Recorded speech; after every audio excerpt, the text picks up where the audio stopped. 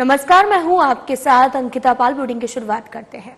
मुख्यमंत्री सुखविंदर सिंह सुक्खू ने देहरा विधायक कमलेश ठाकुर और ज्वालामुखी विधायक संजय रतन की मौजूदगी में देहरा में एसपी कार्यालय और मुख्यमंत्री कार्यालय का शुभारंभ किया है। इस दौरान उन्होंने लोगों की समस्याओं को सुना है। एक प्रचलन है, देरा कोई नहीं तेरा, तो उस समय मेरे अचानक मुंह से निकला था देरा मेरा।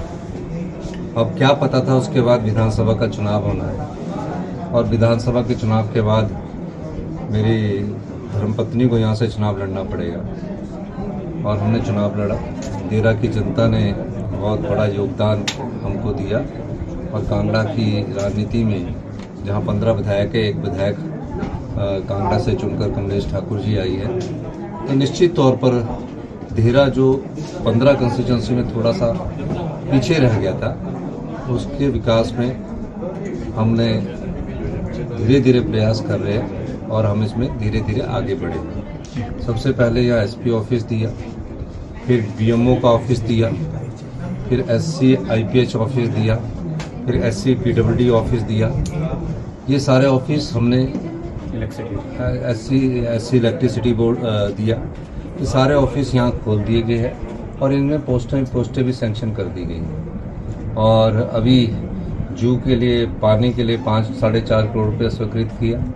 पोंग डैम ऑस्टिस की जो बात थी उसका कार्य, जो 40-50 साल से जिनको बेचारे घरों में नहीं रह रहे हैं, जिनको सरकारी जगह पर रह रहे थे लेकिन बोनाफाइड सर्टिफिकेट बनाने में भी दिक्कत आ रही थी, उनके केस को सेटल करने की हमारी सरकार प्रयास कर रही है। और देहरा 3 विधानसभा क्षेत्रों को सिंचित करता है, जैसे कि ज्वालामुखी है, जसवा प्राकुर, तो हर जगह पुलिस की चौकी दी, डीएसपी ऑफिस डाडा सिब्बा दिया, ज्वालामुखी में दिया, एक्शन ऑफिस ज्वालामुखी ज्वालाजी दिया।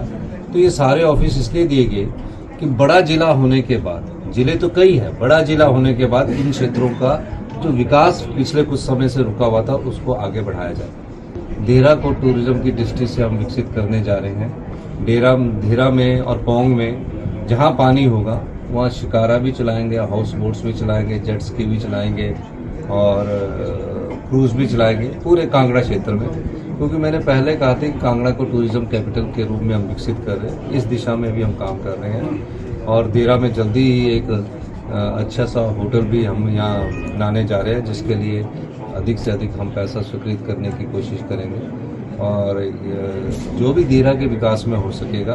पिछले दिनों में देहरा गडकरी जी से मिला था, तो नैनीताल से रानीताल से लेकर ये मुबारकपुर तक 4 लेन की बात की थी, उसकी कंसल्टेंसी उन्होंने अपॉइंट कर दी थी। पिछली बार भी मेरी उससे बात हुई थी। और देहरा में जो पुल है, अभी मैंने ज्वाली में एक 66 करोड़ रुपए का पुल का भी स्वीकृति दी है और एक और पुल इन्होंने बताया है मुझे, जिसका अगले साल हम सेतु समुद्र में उसका स्वीकृति दे देंगे। और ये जो पुल की स्वीकृति मिलती है, ये जो हमारा टैक्सेस का पैसा होता है उसके द्वारा मिलती है, ये भी मैं आपको कहना चाहता हूँ। तो निश्चित तौर पर यहाँ अभी हम मेरे स्टाफ भी बैठेगा। मंडी में पूर्व सीएम और नेता प्रतिपक्ष जयराम ठाकुर ने प्रेस कॉन्फ्रेंस की है। इस दौरान उन्होंने पत्रकारों से बातचीत करते हुए कहा कि प्रदेश सरकार झूठ बोलने में माहिर है और मुख्यमंत्री लगातार झूठ बोल रहे हैं कि हमने सभी गारंटियों को पूरा कर दिया है। साथ ही जयराम ठाकुर ने कहा कि मुख्यमंत्री गारंटियों को लेकर जनता को गुमराह कर रहे हैं। अगर सभी सही में गारंटियों को पूरा किया गया तो हमें बताएं और इन झूठ के कारणों से प्रदेश सरकार गलत फैसले ले रही है। इसी के साथ उन्होंने ये भी कहा कि सरकार की ओर से जो अधिसूचना जारी हुई है उस पर भी हम बोलते हैं, इसलिए प्रदेश सरकार गलत निर्णयों से परहेज करे और अपनी दी हुई गारंटियों को पूरा करने का झूठ प्रचार जनता के बीच बंद करे। के कारण जगनसाई हो रही है और उसके बाद दोष वो पत्रकारों के ऊपर दे रहे हैं, दोष वो विपक्ष के ऊपर दे रहे हैं। नोटिफिकेशन आपकी है, आपके अधिकारी द्वारा है, आपकी सरकार की है। नोटिफिकेशन के बाद फिर नोटिफिकेशन आपके अधिकारियों की है जो बदल करके आपने की है। तो ऐसी सूरत में मुझे लगता है कि किसी को दोष देने के बजाय आपको खुद सोचना चाहिए कि ये क्या सिस्टम आपने चलाया है हिमाचल प्रदेश में जिसके कारण जगनसाई हो रही है। आप कह रहे हैं कि गारंटियां पूरी कर दी, इससे बड़ा कोई और मजाक नहीं हो सकता है। कोई गारंटी पूरी नहीं हुई अभी तक हिमाचल प्रदेश में और मैं यही कहूंगा कि मुख्यमंत्री को इस प्रकार से बार बार लगातार झूठ बोलना किसी तरह से भी उचित नहीं है, ठीक नहीं लगता है।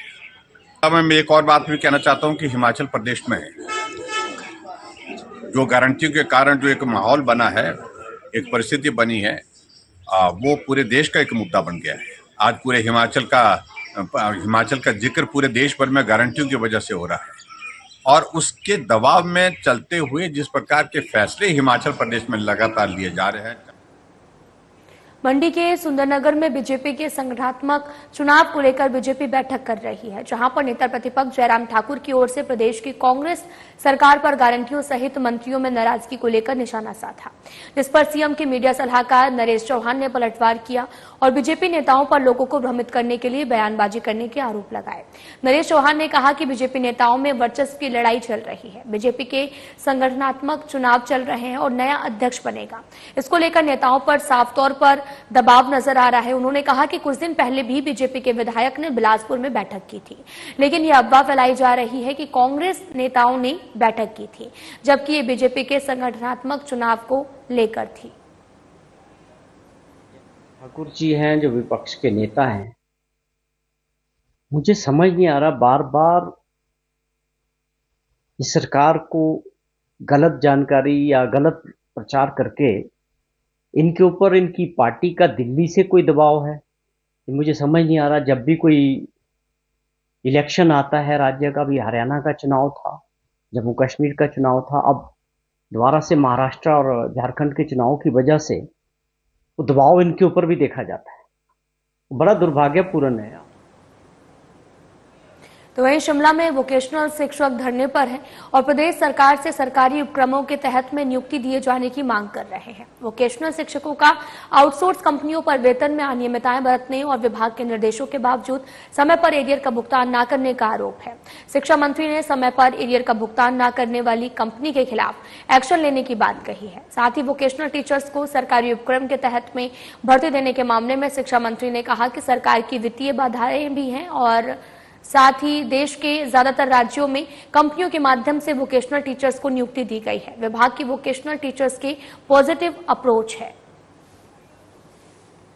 नहीं, हमने फैसला लिया था कि हमने जो इनको सैलरी मिलती है उसमें हाइक करना है, और 2 फेजेस में इनको अलग अलग से कुछ नीतियां पहले की हुई है, वहां पर लगभग कोई 2000 के आसपास से 2000 पर मंथ के हिसाब से उसमें सैलरी में हाइक किया गया, और जो अपॉइंटमेंट्स नहीं थी क्योंकि उनको अधिक सैलरी मिल रही थी उसमें लगभग कोई 1000 के आसपास की उसमें इंक्रीज किया गया था। और जहां तक तो एरियर से संबंधित उनकी बात है वो गलत बता रहे हैं। 17 कंपनी थे जिनके माध्यम भारत सरकार के कपड़ा मंत्रालय की ओर से सोलन की महिलाओं को आत्मनिर्भर बनाने और उन्हें हाथ का हुनर प्रदान करने के लिए 2 महीने का क्रोशिया का प्रशिक्षण दिया गया है, जिसमें विशेषज्ञ शिक्षकों ने भी आपको बताते चले कि महिलाओं को क्रोशिया से बनने वाले कई उत्पादों की जानकारी दी। इस प्रशिक्षण शिविर में सोलन की करीब 20 महिलाओं ने हिस्सा लिया और आज से ये जो प्रशिक्षण शिविर संपन्न हो गया। प्रशिक्षण देने वाली आई शिक्षिका शिवानी सिंह ने बताया कि भारत सरकार की कपड़ा मंत्रालय और प्रदेश सरकार के हैंडलूम विभाग के सहयोग से इस 2 महीने के प्रशिक्षण को संपन्न करवाया गया। वहीं प्रशिक्षु महिलाओं ने भी बताया कि इस प्रशिक्षण शिविर से उन्हें बेहद लाभ हुआ है। ट्रेनिंग प्रोग्राम करा रहे हैं। ये 20 आर्टिजन्स हैं जिनको हम एम्ब्रॉयडरी एंड क्रोशेट में प्रोग्राम अटेंड करा रहे हैं। इनको हम ट्रेनिंग दे रहे हैं। ये ट्रेनिंग इसलिए दी जाती है गवर्नमेंट की तरफ से कि जो महिलाएं हैं वो अपने पैरों पे खड़े हों और आगे कुछ काम करें, घर में काम ना करने के अलावा कुछ और भी काम करें। ये और इनको यहाँ पे 300 रुपीज पर डे का मिल रहा है और यहाँ पे गवर्नमेंट इनको एक सिलाई मशीन मतलब पूरी किट भी प्रोवाइड करेगी। ये जो हमारा प्रोग्राम है ये स्पॉन्सर कर रही है HP हैंडलूम हैंडीक्राफ्ट डिपार्टमेंट और ये ऑर्गेनाइज कर रहा है अपना DCH handicraft Delhi, ministry of textile.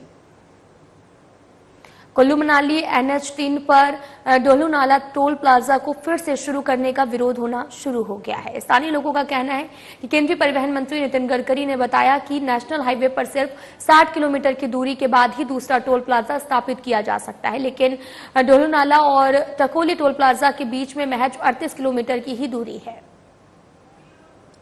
मैं अपील करना चाहता हूं कि जो ये टोल टैक्स लगाया जा रहा है, अभी तो रोड के हाल ही ठीक नहीं हुए, तो टोल टैक्स किस वजह से लगाया जा रहा है? पहले हमारा रोड ठीक करे ताकि हमारे को काम करने को अच्छा मिले।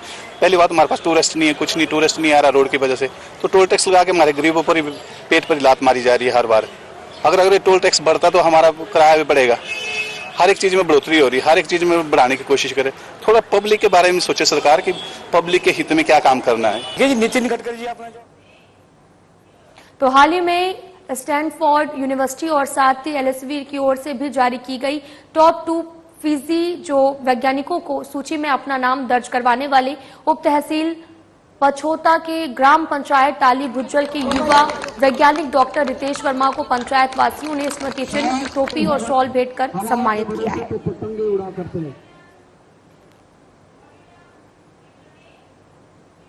फिलहाल इस बुलेटिन में इतना ही। नमस्कार।